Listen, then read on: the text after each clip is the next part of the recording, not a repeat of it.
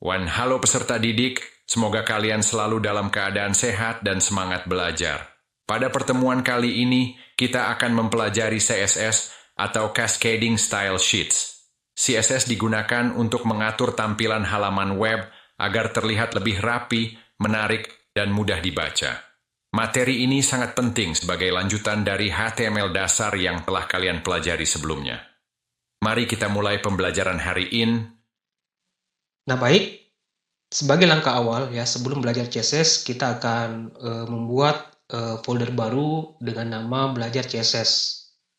Ini akan saya buatnya di desktop ya. Nah, di sini teman-teman bebas ingin membuat folder di drive yang mana. Nah, pada desktop ini saya klik kanan, kemudian pilih new, kemudian pilih folder.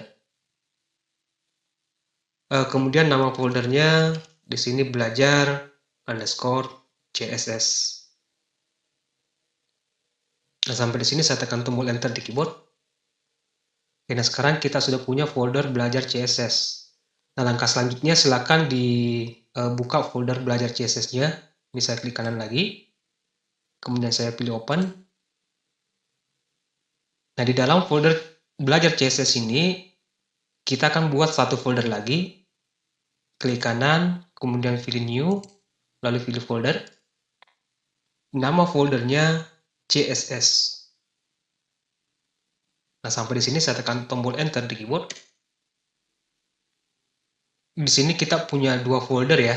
Pertama, folder induknya belajar CSS, lalu di dalamnya folder CSS yang akan kita gunakan nanti untuk menyimpan semua file yang terkait dengan CSS.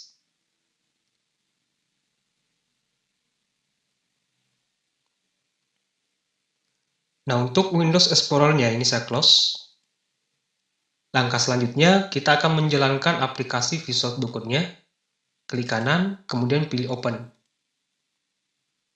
Di Visual Studio Code, ya kita akan menginclude folder yang barusan kita buat, yaitu folder belajar CSS. Nah, caranya di tab menu file, pilih open folder, kemudian arahkan ke folder yang kita buat tadi, yaitu folder belajar CSS. Ya, ini saya simpannya di desktop ya. Saya klik folder belajar CSS-nya, kemudian klik select folder. Nah, di sini kita sudah punya folder belajar CSS dan di dalamnya ada satu folder yaitu folder CSS. Nah, kita akan buat file pertama kita ya yang terkait dengan CSS. Klik new file. Ya, jadi pastikan teman-teman aktif di folder belajar CSS-nya ya. Di sini klik tombol new file. Nama filenya pertemuan_1 ya .html. Jadi kita masih menggunakan file ekstensi HTML ya. Sampai di sini tekan tombol enter di keyboard. Kemudian kita akan membuat kerangka dasar dari HTML ini. Ketik HTML.2 lalu angka 5, kemudian tekan tombol enter di keyboard. Oke, sampai di sini kita tahan dulu sebelum membuat ya file CSS. Kita akan berkenalan sedikit apa itu CSS. Ya, jadi CSS merupakan singkatan dari Cascading Style Sheet yang digunakan untuk mengatur tampilan dan memberikan style pada halaman web. Nah, jika halaman web itu diibaratkan sebuah bangunan, ya, maka HTML merupakan kerangka dasar dari bangunan tersebut. Dan CSS ya adalah tampilan luar dari bangunan tersebut. Ya, termasuk warna dinding, ya, warna atap, dan lain-lain.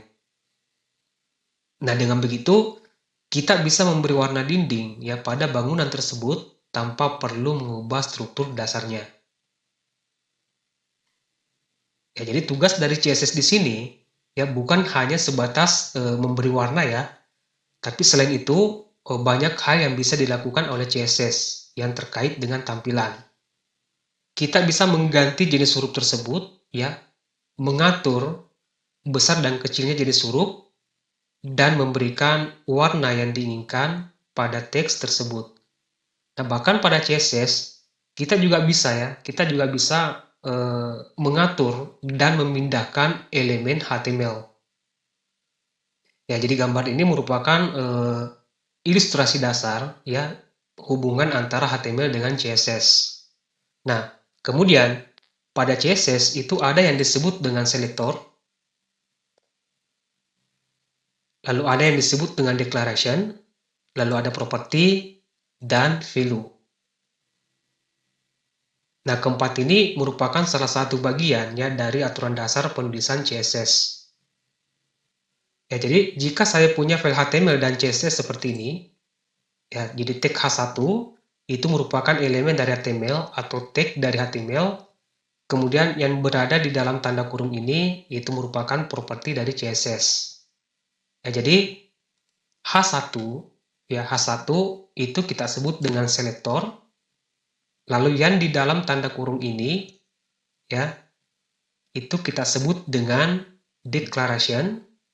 Lalu yang color ini kita sebut dengan property, di mana di setiap properti itu memiliki nilai masing-masing.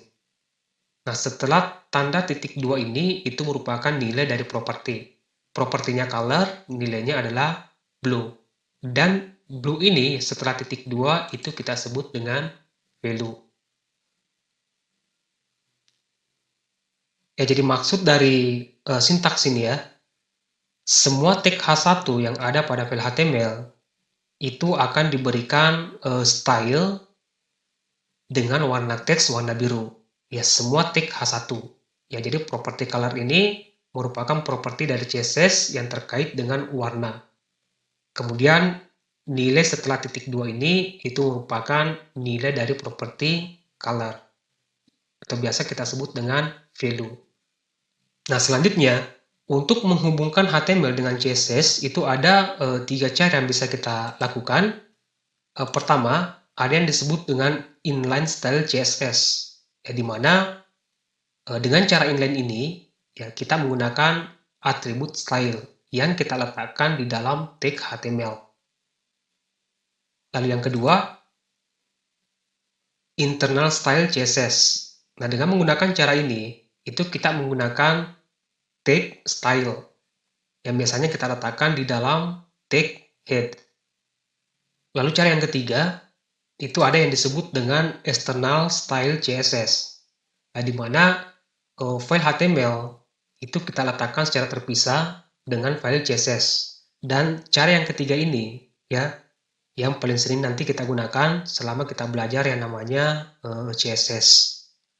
Nah, baik, supaya ada bayangan mengenai hal ini ya, cara menghubungkan HTML dengan CSS, kemudian property color pada CSS, kita akan membuat dan menjalankan file pertama kita mengenai CSS.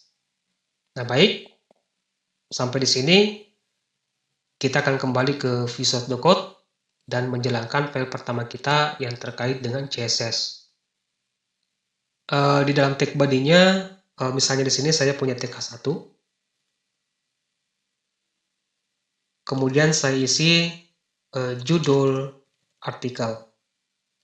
Lalu di bawahnya, di sini saya enter, saya buka tag P lagi. Jadi ceritanya di sini saya punya judul artikel dan isinya. Saya bungkus dengan tag P. Kemudian saya gunakan lorem untuk menampilkan atau merendam paragraf ini. Oke, jadi di sini kita punya dua elemen HTML yang akan kita gunakan sebagai bahan latihan yang terkait dengan CSS. Pertama tag H1 sebagai judul artikel, kemudian isi artikelnya nanti itu kita bungkus dengan tag P. Oke, sampai di sini kita jalankan dulu pertemuan 1.html ya. Saya kembali ke desktopnya. Folder belajar CSS, kemudian kita jalankan pertemuan 1.html.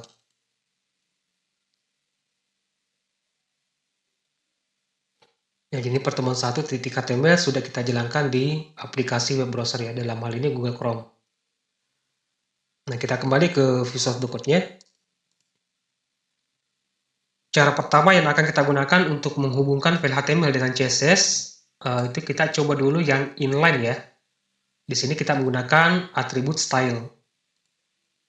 Oke, anggaplah di sini ya, judul artikel ini, saya akan berikan warna teksnya warna biru. Kalau inline itu kita menggunakan atribut style. Ya, lalu sama dengan, kemudian tanda petik 2, kemudian properti CSS-nya. Ya, misalnya saya akan berikan judul artikel ini, ya teksnya berubah jadi warna biru. Maka kita gunakan properti yang namanya color, lalu titik 2, kemudian nilainya ya, kita set ke blue, lalu titik koma. Nah, sampai di sini, coba kita lihat hasilnya di web browser, kita refresh. Nah, maka judul artikel itu akan diset ke warna biru. Ya, jadi properti color ini untuk memberikan warna pada teks. Nah, jika misalkan ya, yang paragraf ini kita akan juga memberikan warna biru, maka di sini kita letakkan properti CSS-nya masih menggunakan inline. Nah, tentu di sini kita tambahkan atribut style, lalu sama dengan, kemudian petik 2, lalu properti CSS-nya color untuk memberikan warna teks, kemudian nilainya kita kasih blue. Ya, atau teman-teman bisa coba warna yang lainnya. Oke, sampai di sini kita lihat lagi hasilnya, saya refresh. Nah, maka teks H1 dan paragraf ini akan diubah ke warna biru. Ya, jadi ini cara yang pertama untuk menghubungkan file HTML dengan CSS. Yaitu cara inline, menggunakan atribut style yang kita letakkan di dalam tag HTML. Oke, ini saya hapus. Kita akan coba yang kedua. Saya kembalikan lagi tanpa ada properti dari CSS-nya. Ini TK1-nya. Oke, normal kembali. Saya kembali ke browsernya, saya refresh lagi. Kembali ke semula tanpa ada sentuhan dari CSS. Kita akan coba yang kedua, menghubungkan HTML dengan CSS, yaitu menggunakan internal style CSS. Jika menggunakan internal, ya, tag style-nya itu kita letakkan di dalam tag head, ya, tepatnya di bawah tag title. Kita bungkus dengan tag style seperti ini, lalu tab di keyboard, kemudian saya enter satu kali. Semua properti CSS ya yang terkait dengan CSS itu kita letakkan di antara tag pembuka style dan tag penutup style. Misalnya di sini tag H1-nya ya, saya ingin ubah warnanya ke warna biru, ya sama yang tadi yang menggunakan yang inline, menggunakan tag H1. Ya, tag H1, lalu buka kurung, saya enter seperti ini, kemudian properti CSS-nya color untuk memberikan warna blue, lalu titik koma. Sampai di sini kita lihat hasilnya di browser, saya refresh. Nah, ya jadi bedanya menggunakan inline dengan internal ya. Kalau inline itu kita letakkan properti CSS-nya di dalam tag HTML, ya tepatnya di dalam tanda kurung siku ini.